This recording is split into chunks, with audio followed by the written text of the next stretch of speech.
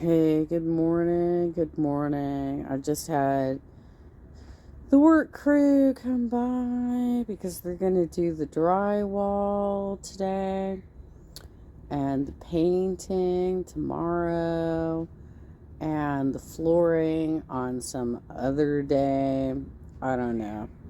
I had to give them a $500 check for my deductible. Anyway, this is a story I read about in the early aughts, like 20 some odd years ago.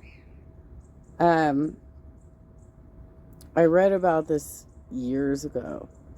I thought the guy was older, but maybe he just looks young for his age. I don't know.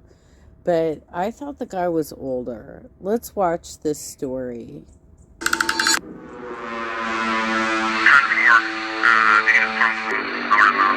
Osman. Dan Osman.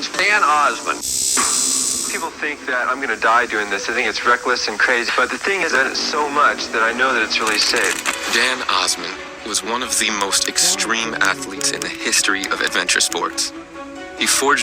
He was not, spoiler alert, this dude was not, maintaining his equipment.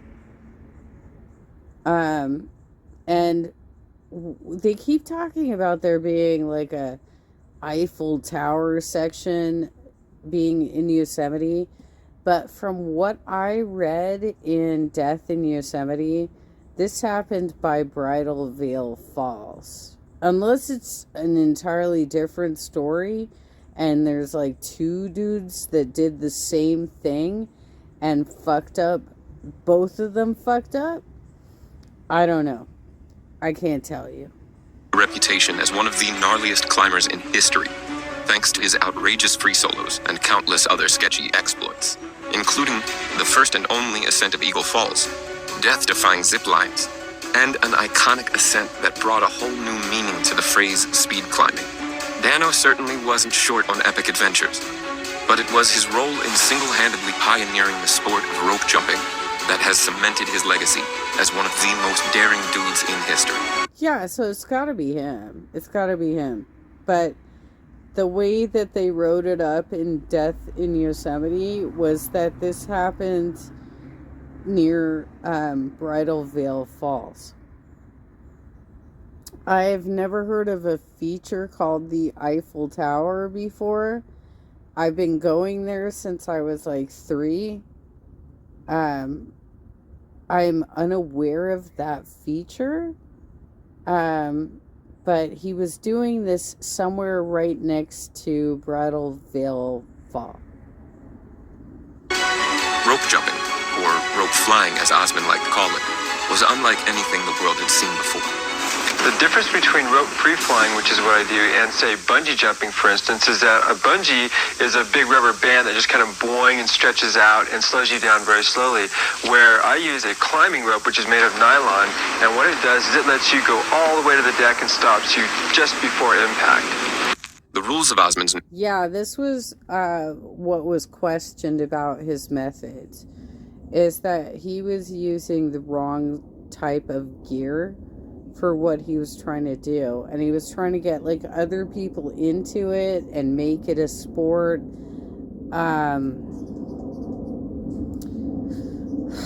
Motherfucker, I can't. Sport were simple. Step 1. Find a huge structure with several hundred feet of clearance below. Bridges, canyons, cliff faces. Hell, even a big tree would do the trick. Step 2. Expertly construct a jump rig using climbing ropes, slings, and pulley wheels. This is easier said than done, but Osman was a master of building these setups. Step 3. Tremble uncontrollably.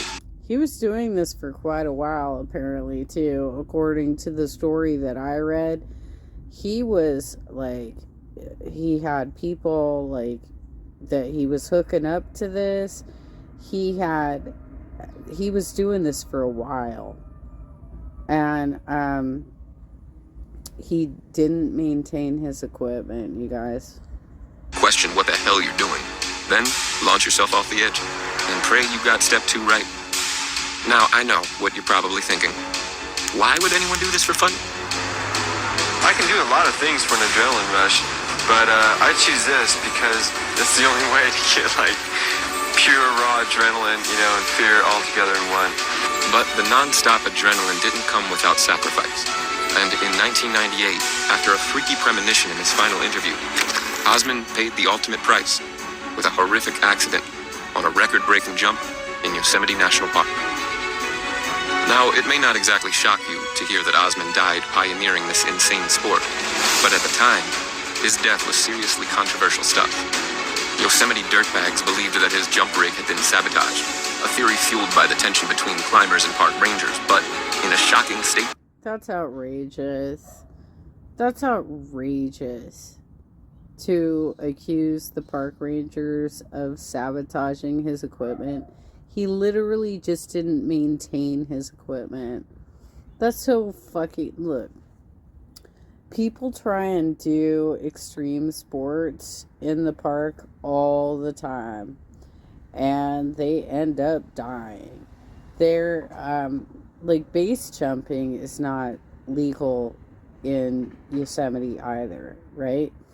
And as an act of civil disobedience, there was like 5 base jumpers that ran off of El Capitan to land in the field below. And one of them, because they knew that when they landed, their equipment would be confiscated and they would be arrested. Because they did actually give a heads up, hey, we're going to be doing this as civil disobedience, blah, blah, blah, right? So she decided to borrow somebody else's used equipment, and it operated differently from what she was used to. And when she ran off of El Capitan, she was unable to launch her parachute. And apparently when she impacted, it registered on the Richter scale. It was that bad, you guys. Made by a Black Diamond employee who had examined the jump rope. The real cause of Osman's death was revealed, as was the chaos surrounding the accident, including criminal charges for stolen evidence and threats of FBI involvement. Welcome to the wild world of Dan Osman. By the time he was preparing for his fatal jump in 1998, Osman had long been recognized as one of the most daring climbers of the 20th century. Son of an elite SWAT officer with samurai lineage, and a mother who was a 2-time rodeo champion. It was perhaps inevitable that Dan, or Dan-O as he was better known, was destined for a life far from normal. With a terrifying taste for free solos, Dan-O built a reputation in the early 90s thanks to his signature showmanship climbing style that both captivated and terrified those who watched. One of his earliest ascents that catapulted him into the spotlight was of a 5'11" route called Atlantis, where he flowed flawlessly up the 500-foot cliff face. It's a wild solo that no one has dared repeat. Even Alex Honnold, the apex predator of modern soloing, passed up a burn of this notoriously sketchy route. The solo ascent of Atlantis. My brother and sister-in-law met Alex Honnold at Yosemite Village at the cafeteria, because that's where all the rock climbers go to have breakfast, because it's right across the street from Camp 4 where they stay. And they met him there, and we're all following him now because of that. This was serious stuff, but it was the mid-climb human flag that truly immortalized the climb, which became even more outrageous after admitting that he had broken several ribs on his BMX earlier that day. But this was just another adrenaline-fueled day in the life of Dan-O. This dude literally chalked up countless terrifying solos, many of which were captured in the legendary climbing series, Masters of Stone. And if we are talking about epic Dan-O ascents, then And this speed solo at Lover's Leap was undoubtedly his piece de resistance. The dude practically ran up the wall. And his outrageous double dyno 200 feet off the deck is still considered one of the most iconic images in climbing history. Climbing at a fierce rate of 90. It looks like he's got resin on his hands, right? They've got a... I would imagine that they have to carry resin with them because all of these places where they're climbing have so much human oil on them that they'd be slippery. So you gotta put resin on your hands, right? Feet per minute. This sketchy ascent paved the way for a generation of explorers looking to push the boundaries of mountain sports. Amongst the ranks of Dano devotees is Alex Honnold, who in 2016 recreated the iconic speed solo, shaving just 10 seconds off Dano's 20-year record.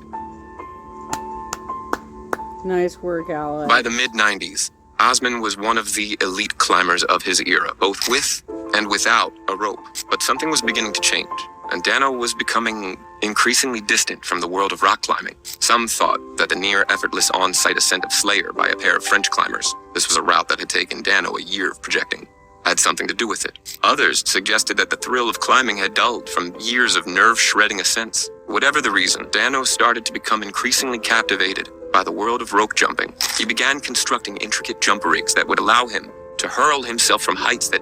And he made this up, by the way. This was not a sport. He totally made this bullshit up of using rope climbing equipment to jump. I mean, I don't know what he was thinking, but he made this bullshit up. No one had ever dared dream of. He would often stop less than 100 feet from the ground, usually with some sketchy mid-air acrobatics thrown in for good measure. But if anyone needed a reminder of how dangerous Dano's new sport was, it came in 1994. Bobby Tarver, a young rope-jumping protege, was planning a jump from the Utah Bridge. Osman was unable to join him on the planned jump day, and Tarver was unwilling to postpone his adventure. But after forgetting to undertake a simple check of the rope's elasticity, he plunged 250 feet and slammed violently into the canyon wall. And although Tarver was eventually recovered and briefly regained consciousness, he died hours later. In the aftermath of Tarver's death, many condemned Osman's sport. Outside Magazine published a highly critical piece titled "Really Quite Stupid," labeling Osman's sport as a stupid pastime. And despite trying one jump, even fellow daredevils like Dean Potter steered clear of Dano's pursuits. As the years rolled by, Osman's jumps grew larger, more terrifying, and exponentially more dangerous. In 1995, on the day of his 32nd birthday, he set a new world record with an epic 660-foot jump from a bridge in North California. But this was just the tip of the iceberg for Dano. And as the jumps became increasingly bigger, so did the risk of something going catastrophically wrong.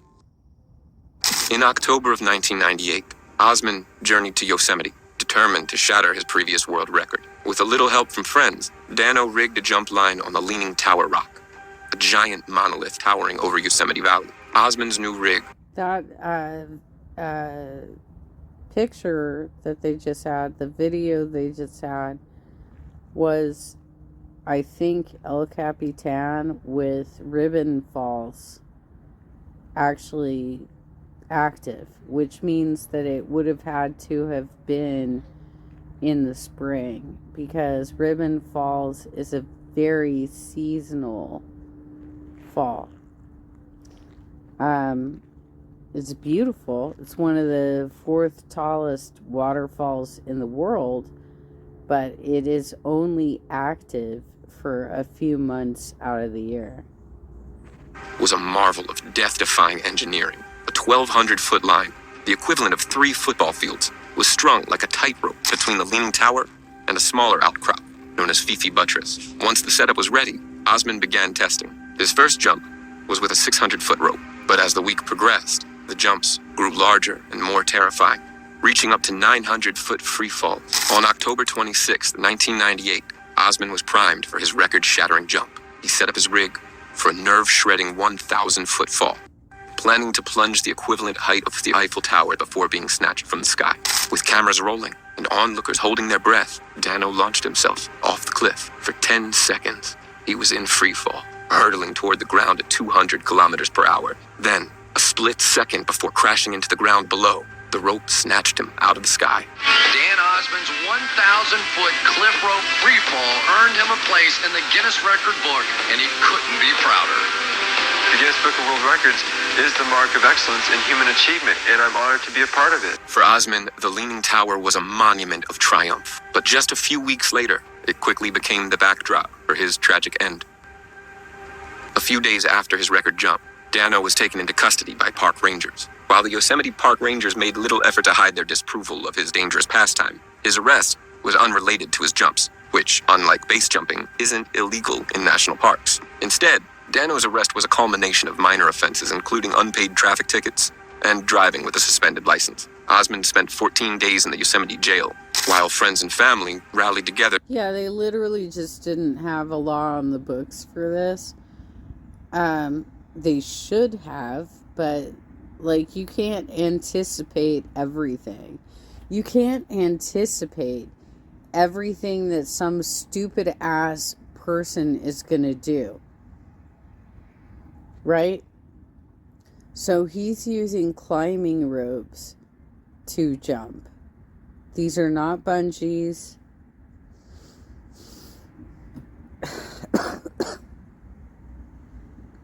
And he's leaving these cords out for sun damage and winter damage, and I can't. To raise the $23,000 bond. After being released, friends begged Dano to abandon his death-defying sport, pleading with him that he had already pushed the boundaries of rope jumping far enough. He agreed, and in his final interview, acknowledged that he... Dude, a year and a half ago, I was having dinner with my family, and my brother said he wanted to climb the 1 mile trail. This is a trail that has been shut down since at least the early 70s. It's probably got boulders and landslides all over it. It is not maintained anymore.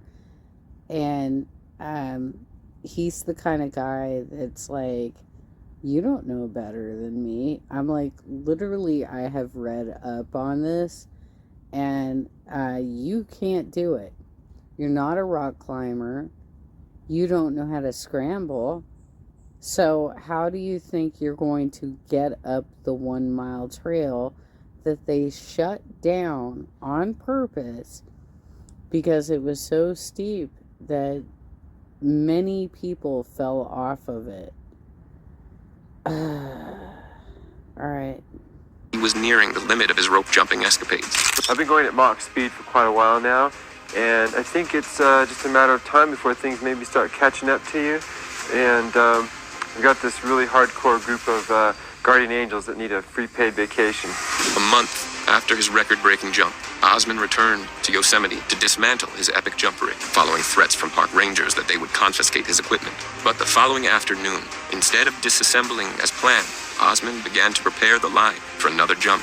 Miles Daisher, a close friend who had joined Osman to dismantle the rig, wasn't convinced. He immediately raised concerns about the condition of the ropes. The equipment had been sitting out in harsh winter weather for several weeks, and Daisher was worried that it might have lost some of its strength. Osman brushed off the concerns. "They'll be fine," he confidently stated.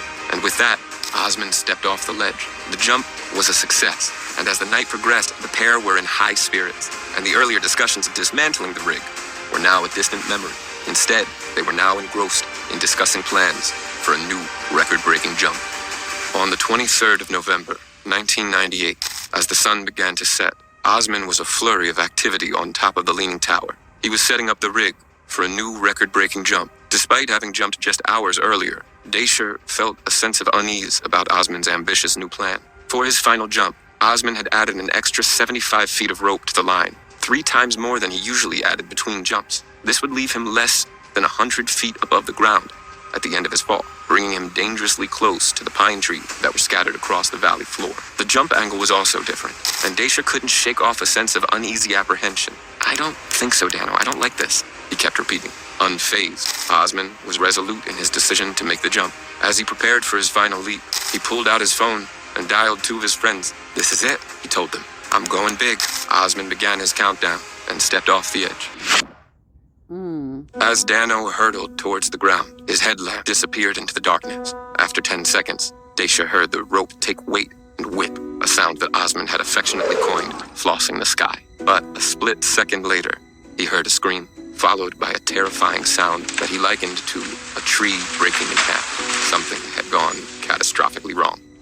And at this point, I was just freaking, and I know my good bro's dead. He quickly rappelled down to the base, but when he arrived, there was no sign of Dano. After a short search, he spotted the snapped jump rope dangling from a tree, and beneath it, Osman's body lying on the ground. Dano had died instantly on impact. In the weeks following Osman's tragic death, the rig from his final jump remained. I'm curious why he bothered to rappel rather than get in his car and drive down there. Because, like, I know the terrain of Yosemite, and, like, all of these features are near roads. Why would you waste all the time of rappelling? I can't. This is such a weird story, you guys.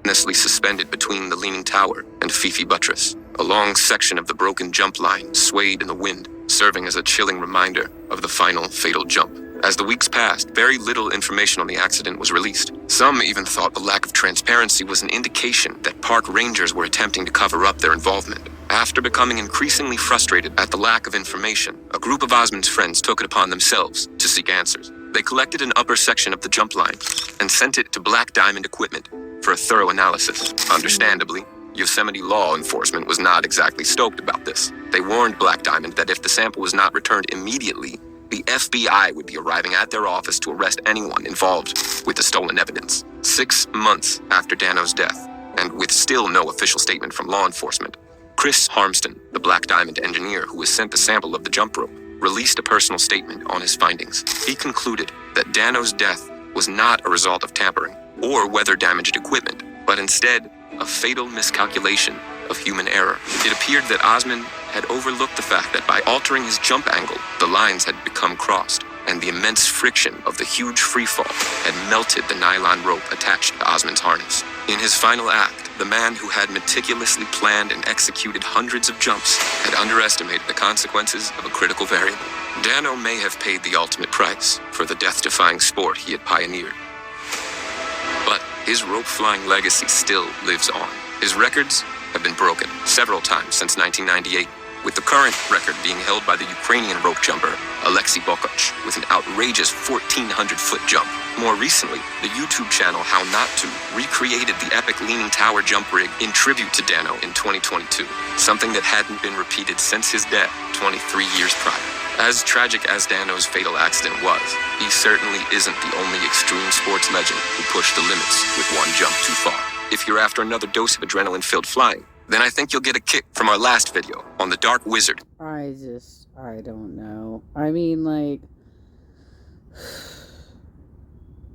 I don't know why people put their lives on the line like this. I just don't get it. I wouldn't do it. I already feel, like, weird about, like, hiking trails where they're so thin I could totally slip off the trail and, you know, hurt myself. I don't get it. I guess that's what you need to feel like you're living life, but I don't need that bullshit. I really don't.